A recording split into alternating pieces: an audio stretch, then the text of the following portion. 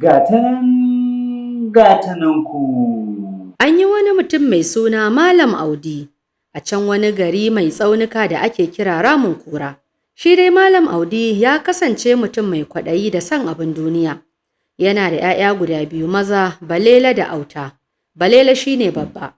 Wata rana sai Malam Audi ya ga abokansa suna wadaƙa da kuɗi. Suna ɗinka manyan riguna na alfarma. Suna sakawa suna watayawa abinsu. Sannan suna sayan nama ɗanye da gasasshe suna kaiwa gida. Rannan sai yake tambayar ɗaya daga cikin abokan nasa, wai a ina suke samun kuɗi ne haka suke warkajami abinsu? Sai abokin nasa ya ce, ai ɗanawa ne da ke can garin Nakiya, shi ne ke aiko min da kuɗaɗe duk wata, kafin na cinye na hannuna ya ƙara aiko min da wasu. Ko da Malam Audi ya ji haka, sai ya ƙudirce a ransa cewa shi ma zai tura babban ɗansa Balela neman kuɗi, don ya riƙa yo masa aiken kuɗi kamar yadda sauran ‘ya'yan abokansa suke yi. Don haka, yana komawa gida, sai ya kira ɗansa Balele ya shaida masa aniyarsa ta tura shi garin Nakiya don ya tafi neman kuɗi. Bayan kwana biyu, Balele ya shirya ba don yana so ba, ya kama hanyar tafiya garin Nakiya, a bisa umarnin babansa Malam Audi.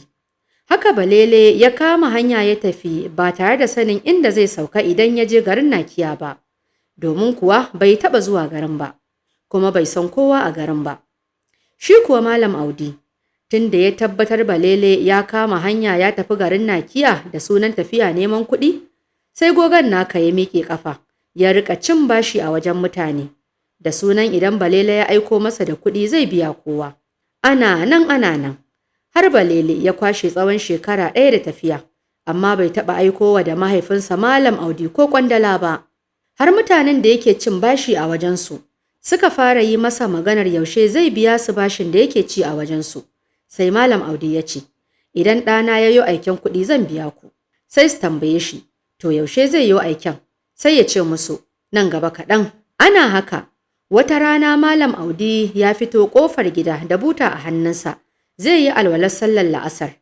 Zamansa ke da wuya, sai ga wani matashi abokin ɗansa ya iso wajensa. Ya yi sallama, Malam Audi ya amsa, sannan ya durƙusa ya gaishe shi. Bayan sun gaisa, Malam Audi ya kalli matashin ya ce, yaro, ban shaida ka ba, daga ina kake? Matashin ya ce, sunana Madugu, kuma ni abokin ɗanka ne Balele da ke can garin Nakiya. A can muka haɗu da shi har muka saba kuma muka zama abokai. To shi ne da zan zo ganin gida, sai ya bani saƙo ya ce na kawo maka. Ko da jin wannan batu, sai Malam Audi ya washe baki yana faɗin kai madalla, ai ni dama na san Balele yana sane da ni bai manta ba, to sani da zuwa yaro, ina saƙon yake.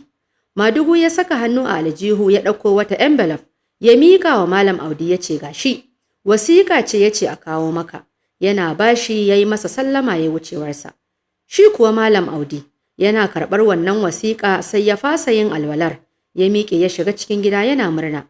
Ya fara ƙwala wa matarsa Larai kira, yana faɗin, Larai kina ina, maza fito yau Allah ya kawo mu lokaci. Larai ta fito daga ɗaki tana tambayarsa, yo Malam har ka je kayo sallar ne? Malam Audi ya ce, haba Larai, taho ke dai ki nemi wuri ki zauna. Ta ce wai Malam me ke faruwa ne? Ni na ga sai fara'a kake yi. Ya dube ta ya ce, Balela ne ya yo aiki, ina zaune a ƙofar gida yanzu na fara alwala. Sai ga yaro ya zo ya same ni da wasiƙa ya ce, in ji Balela a kawo min. Ina Auta yake, kirawo shi ya zo shi ma. Ta ce, Malam, ka dai bari ka je sallar ka dawo.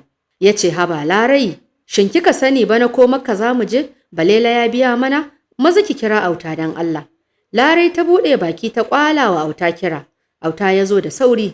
Malam Audi ya miƙa masa wasiƙa ya ce, zauna ka karanta. Nan da nan Auta ya samu waje ya zauna, ya kuma warware wasiƙa ya fara karantawa kamar haka.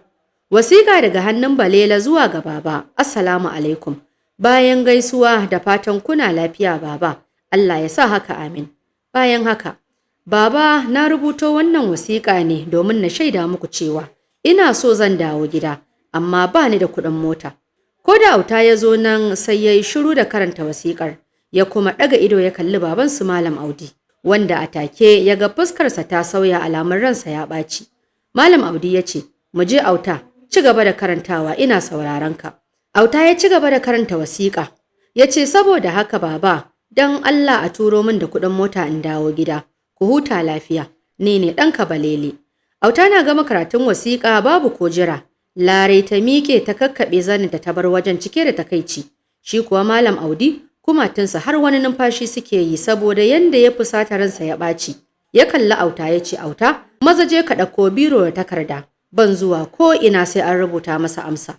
Auta ya je ya ɗauko biro da takarda ya dawo ya zauna. Sannan ya kalli Malam Audi ya ce, Baba, me zan rubuta masa?